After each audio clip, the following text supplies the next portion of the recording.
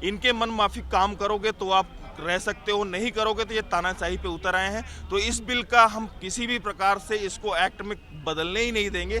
ये वकीलों की आवाज़ है जो इनके सरकार में इतना दम नहीं है कि इसको एक्ट बना के लागू कर सके। 5 साल की लॉ करते हैं या 3 साल की लॉ करते हैं, आप उनको बेसिक मिनिमम स्टाइपेंड तो प्रोवाइड नहीं कर पा रहे हो। आप उनके लिए करना क्या चाहते हो? आप उनको बेरोजगार करके हम सारे लोगों को घर बिठाना चाहते हो और अपनी मनमानी करना चाहते हो।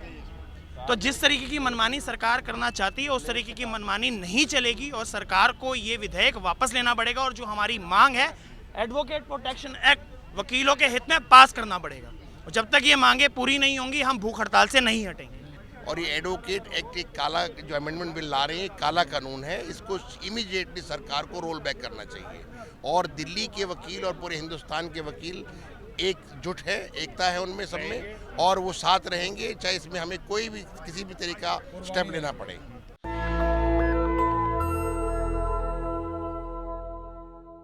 नमस्कार, आप देख रहे हैं नेशनल दस्तक। मैं हूं रंजय कुमार। आपने भारत में किसानों का और जो वन रैंक वन पेंशन को लेकर सैनिकों का, जो भूतपूर्व सैनिक है उनका और बेरोजगार युवाओं का जो है हड़ताल देखा है, लेकिन अब जो है वकील भी यहाँ पे हड़ताल पे बैठे हुए हैं। हम देख पा रहे हैं कि किस प्रकार से अनिश्चितकालीन भूख हड़ताल का यहाँ एक बोर्ड लगा हुआ है और एडवोकेट अमेंडमेंट बिल 2025 सरकार लाने वाली है। इसको लेकर जो है बहुत सारे लोग जो है ना, वकील जो है उसमें काफ़ी नाराज़ हैं। उनका कहना है कि हमसे कोई बातचीत नहीं की गई है।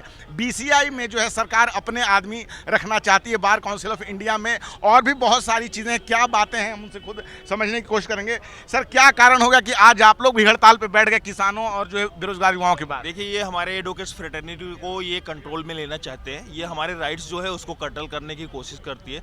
इन्होंने जो ड्राफ्ट बनाया है उसमें इन्होंने सारे अपने कंट्रोल में लेने के लिए कि वकीलों को किस तरीके से कंट्रोल में रखा जाए, ये सारे प्रोविजंस डाले without discussing to any other. अपने हमारे वकीलों के बगैर पूछे इन्होंने ड्राफ्ट तैयार कर दिया।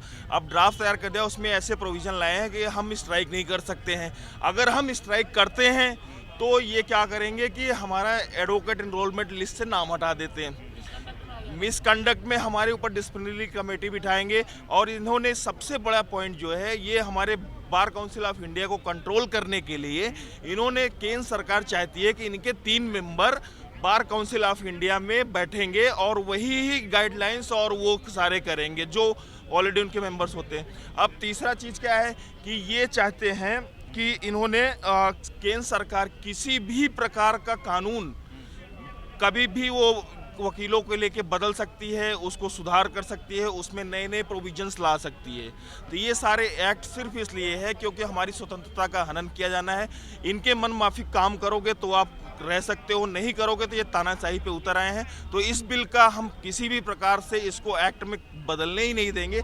ये वकीलों की आवाज़ है जो इनके सरकार में इतना दम नहीं है कि इसको एक्ट बना के लागू कर सके। एक इसमें और प्रोविजन है कि बाहर की जो लॉ फर्म्स हैं उनको भी इजाज़त दी जा रही है ताकि वो भी भारत में काम कर सके। बिल्कुल बिल्कुल, बाहर की लॉ फर्म को ये उस एक्ट के अंदर ही ला रहे हैं कि वो आके अपना यहाँ पे प्रैक्टिस करें अपनी, और हमारे, लेकिन अगर वो ऐसा कुछ ला रहे हैं तो हमारी रोजी रोटी छीनने, उसमें आप ये एक चीज़ ला दो, सरकार को बताना ये संदेश कि अगर बाहर की कोई भी फर्म आती है यहाँ करती है तो उसमें 90% एडवोकेट्स हमारे इंडियन होंगे, वो ऊपर के रख दो उनके। और दूसरी चीज़ अगर आ रही है तो ये बाहर की कंट्रीज में सुनिश्चित करें कि हम इंडियन जाके वहाँ प्रैक्टिस कर पाएँ, ये हमें प्रोवाइड कराएं। ये तो हमें बेसिक एनिमिटी, बेसिक फैसिलिटी तो प्रोवाइड नहीं कर पा रहे हैं। और बाहर के एडवोकेट जो बड़े बड़े कॉर्पोरेट लॉयर्स हैं, जो बड़ा बड़ा नेक्सस चलाते हैं, उनको लाके हमारे यहाँ सभी वकीलों को ख़त्म करने के लिए पूरा इन्होंने प्लान कर लिया है। तो भारत में बेरोजगारी का क्या आलम है आप सभी लोगों को पता है। ऐसे में बाहर के वकीलों को जो है इंडिया में आके काम करने की इजाज़त मिलेगी लॉ फर्म के थ्रू, लेकिन क्या यहाँ के भी वकील बाहर जा सकेंगे, इतनी ही आसानी से प्रैक्टिस कर सकेंगे, ये एक सवाल है। सर, आप क्या कहना चाहेंगे इस बार? देखिए, मेरा ये कहना है कि जो आप एडवोकेट अमेंडमेंट बिल लेकर के आ रहे हो 2025 की ज़रूरत क्या है? आपने हमारे जो स्टेक होल्डर्स हैं, bar council of India, bar council of Delhi और जो बार एसोसिएशंस के हमारे प्रेसिडेंट और सेक्रेटरीज हैं, आपने उनसे कंसल्टेशन करी? आपको क्यों ज़रूरत पड़ी? आप एकदम से एक विधेयक, एक बिल लेकर के आते हैं और हमें बोलते हैं कि आप इसके ऊपर सजेशंस दो, और जो ड्रैकोनियन आप अमेंडमेंट लेकर के आ रहे हो जिससे कि हमारी जो आवाज़ बुलंद करने की जो हम आवाज़ बुलंद करते हैं सरकार के खिलाफ कि सरकार कभी भी गलत चीज़ लेकर के आती है। अगर हम आवाज़ बुलंद करना चाहते हैं, क्योंकि अब जो बात कर रहे हैं कि जो लॉ फर्म्स की एंट्री हो रही है, इसको लेकर के ऑलरेडी पहले प्रोटेस्ट हो चुका है। उसके बाद सरकार को झुकना पड़ा और दोबारा से ये प्रोटेस्ट, ये अमेंडमेंट लेकर के आ रही है सरकार और कह रही है कि बाहर की लॉ फर्म्स आएंगी, वो यहाँ पे एंट्री करेंगे। तो जो हमारे देश के जो युवा हैं जो कि 5 साल की लॉ करते हैं या 3 साल की लॉ करते हैं, आप उनको बेसिक मिनिमम स्टाइपेंड तो प्रोवाइड नहीं कर पा रहे हो। आप उनके लिए करना क्या चाहते हो? आप उनको बेरोजगार करके हम सारे लोगों को घर बिठाना चाहते हो और अपनी मनमानी करना चाहते हो।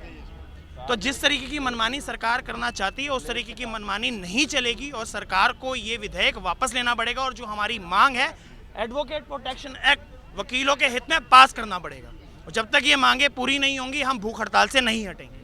लेकिन सरकार तो यही बताएगी कि जो हड़ताल से है लोगों का नुकसान होता है, जो मुकदमा करने आते हैं वो तो ये सब अपनी वो जो है तथ्य देगी। देखिए, उसके लिए एडवोकेट एक्ट के अंदर ऑलरेडी पहले से प्रोविजन है कि अगर किसी को भी किसी वकील के खिलाफ कंप्लेंट करनी है तो वो बार काउंसिल में जाकर के कर सकता है। तो ये ड्रैकोनियन इसको लाने की ज़रूरत क्या है? ये सरकार की सिर्फ और सिर्फ मंशा ये है कि वकीलों की आवाज़ को दबाया जा सके और अपना कंट्रोल वकीलों के ऊपर किया जा सके, जिससे कि वकील जो सच्चाई के लिए आवाज़ उठाता है वो आवाज़ उठना भी बंद हो जाए। चलिए ठीक है। बोधगया में एक अलग से हड़ताल चल रही है कि वहाँ के ट्रस्ट में जो है वहाँ भी सरकार अपने लोगों को घुसा रही है। यहाँ एक सर हैं, हम उनसे बात करते हैं। सर, क्या कहना चाहेंगे? बीसीआई में अब सरकार अपने आदमी ला रही है, तो आखिर आप लोगों को समस्या क्या है? समस्या है कि एडवोकेट एक्ट जिसने पूरे 64 साल हो गए 1961 से बना हुआ है और 1961 से आज ऐसी क्या ज़रूरत आ पड़ी है, और बीसीआई के जो हमारे चेयरमैन हैं मनन मिश्रा जी, वो सीधे तौर से इसमें लामबंदी कर रहे हैं और वो चाहते हैं कि जो वकीलों के इंटरेस्ट को क्रश किया जाए। उनको राज्यसभा की सीट मिलनी थी, वो मिल गई, अब भी वो बाज नहीं आ रहे हैं। और ये एडवोकेट एक्ट एक काला जो अमेंडमेंट बिल ला रहे हैं, काला कानून है, इसको इमीडिएटली सरकार को रोल बैक करना चाहिए। और दिल्ली के वकील और पूरे हिंदुस्तान के वकील एकजुट है, एकता है उनमें सब में, और वो साथ रहेंगे चाहे इसमें हमें कोई भी किसी भी तरीका स्टेप लेना पड़े।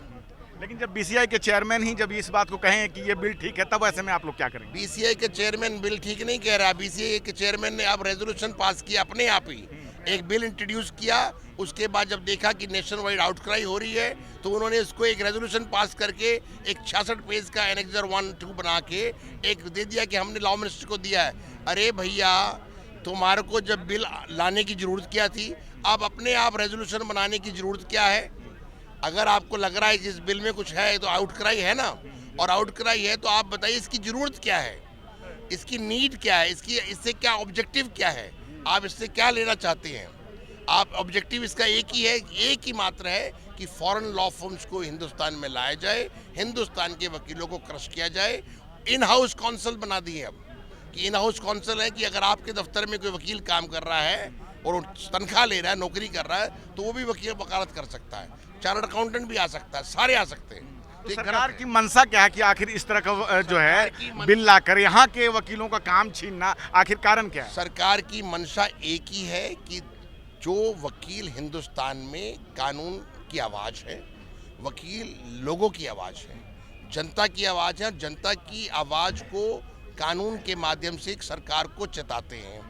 तो वो चाहते हैं कि इनकी एकता को भंग किया जाए, इनको फ्रेगमेंट करके डिवाइड किया जाए और तोड़ा जाए, और ताकि इनकी एकता छिन्न भिन्न हो जाए और वो अपना एक डिक्टेटरशिप चला सके, मतलब अपनी मनमानी कर सकें। तानाशाही।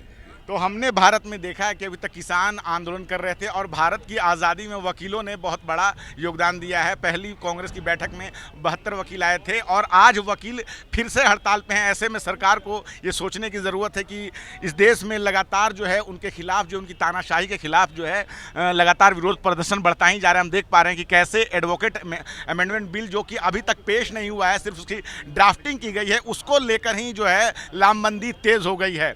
तो जो भी खबरें होंगी हम आपको आगे और बताते रहेंगे। रंजय कुमार, नेशनल दस्तक, धन्यवाद। नेशनल दस्तक की आपसे गुजारिश है कि अगर इसको बचाना चाहते हैं तो नेशनल दस्तक को सब्सक्राइब करने के लिए रेड कलर के सब्सक्राइब बटन को दबाएं, फिर बेल आइकन की घंटी दबाएं। नेशनल दस्तक को बचाने के लिए बहुत जरूरी है कि हर खबर को शेयर करें, लाइक करें, कमेंट जरूर करें।